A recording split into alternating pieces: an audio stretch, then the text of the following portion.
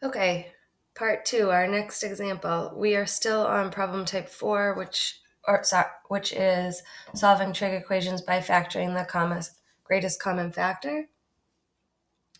So in our next example, this one is a little different and it's another trigger, okay? Notice that the trig function appears twice in two different expressions. Okay, so that's another trigger. If it shows up in more than one expression, we want to put those together, combine those in a way that we can factor the GCF. So I'm going to start here. I'm going to subtract sine x from both sides.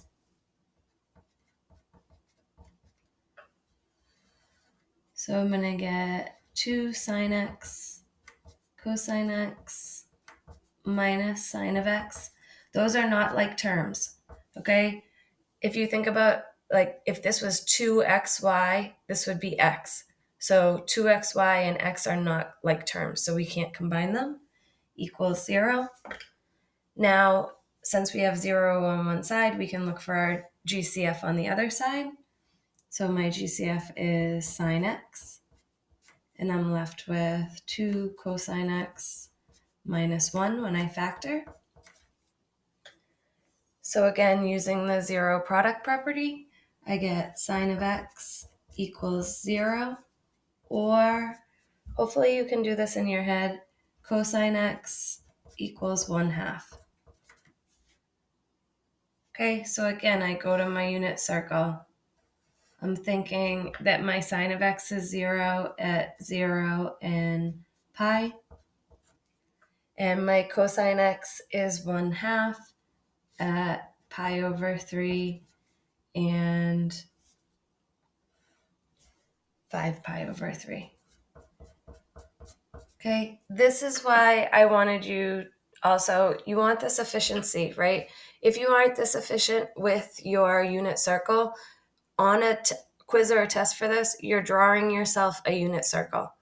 Okay, so you're drawing out the unit circle so you can find these values quickly. Okay, and then we're just, again, we were only looking for these on 0 to 2 pi. So we're going to write our solutions in order: 0, pi over 3, pi, and 5 pi over 3.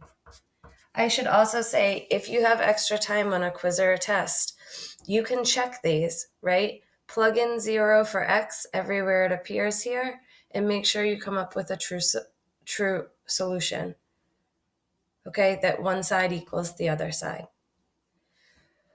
So pause the video now, do the you try problem, check your answer on the answer key, and also go back and reflect. Think about the triggers. What are you looking for to realize you need to factor the GCF? And what do you think are the most common mistakes? So moving on to problem type 5, we're going to solve trig equations using U substitution, which we've already done this semester, and factoring for equations that are quadratic in form. So just as a quick review, okay, I would like you to factor and solve for U. Okay, pause the video now, come back when you've done it. Okay, I ended up with the solutions U equals 3 and U equals negative 1/2. Okay, again, if you don't need to go out, if you can do this in your head, you don't have to do all this work. If you can't do this in your head, this is all of the work you're doing. Okay, but our solutions would be U equals 3 and U equals negative 1/2. So let's look at our next example. We are looking to find the solutions on the interval from 0 to 2 pi. So hopefully you can see, if we let U be sine of x, then this equation is going to turn to 2u squared minus 5u minus 3 equals 0. And I was a little bit organized, so this is what we have factored above. Okay, so if we hadn't already done this, we would have need to take this and factor it. But since we already did this work above, we can see that this is going to factor into u minus 3 times 2u plus 1.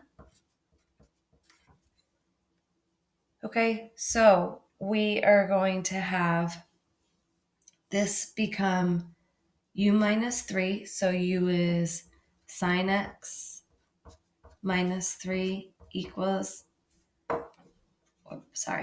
times 2 sine of x plus 1 equals 0. So this is going to become sine x minus 3 equals 0, or 2 sine x plus 1 equals 0.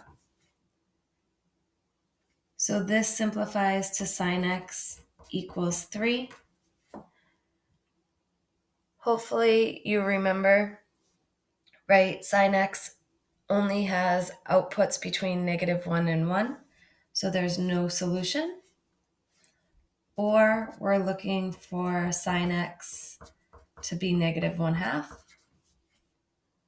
Okay, if I think about my unit circle, sine x is -1/2 at 7 pi over 6, and again at 11 pi over 6. Okay, again, you don't have to draw this either if you can do it in your head. That's just the way that my brain works, and it helps me to see that the sine coordinate would be negative in these two quadrants, and it would be the shorter value, -1/2, so it's in sixths. That's just how my head works. Okay, so here I have x equals 7 pi over 6, or 11 pi over 6. Again, remember, you can't use -pi over 6 because it's outside of our interval. So my solutions here are x equals 7 pi over 6 and 11 pi over 6. Okay, and again, I could plug those into the equation if I had time to check them. Okay, pause the video, do the you try problem, and check your answers on the answer key. Reflect and think about what are you looking for to realize you need to factor using u substitution, and what are the most common mistakes. Okay, I've talked a lot about how I think really good mathematicians, people who are really good at math, recognize patterns and recognize problem types. They don't see every problem as a new problem. So I think especially with trig equations, it can be helpful to recognize when you see a problem, which problem type you have. So problem type 1 is when the trig equation is linear in form. Okay, and what I mean by that is the exponent on the trig function is 1, and the argument is just the variable, with a coefficient of 1, nothing added or subtracted to it. Problem type number 2 is when the argument is different from x or theta or t. And the two examples I gave were a sine of 3t, or a cosine of x minus pi over 4. And those are the ones where you have to take into account the period before you take into account the interval. And so we did some of those yesterday. And then our problem types 3, 4, and 5 are defined in today's notes. So I want you to determine which of the problem types 1, 2, 3, 4, or 5 each of the equation falls under, because then if you need help solving, you can look back at your notes for those problem types. And then I want you to solve the equation on the interval 0 to 2 pi. If you have any questions, please come and see me.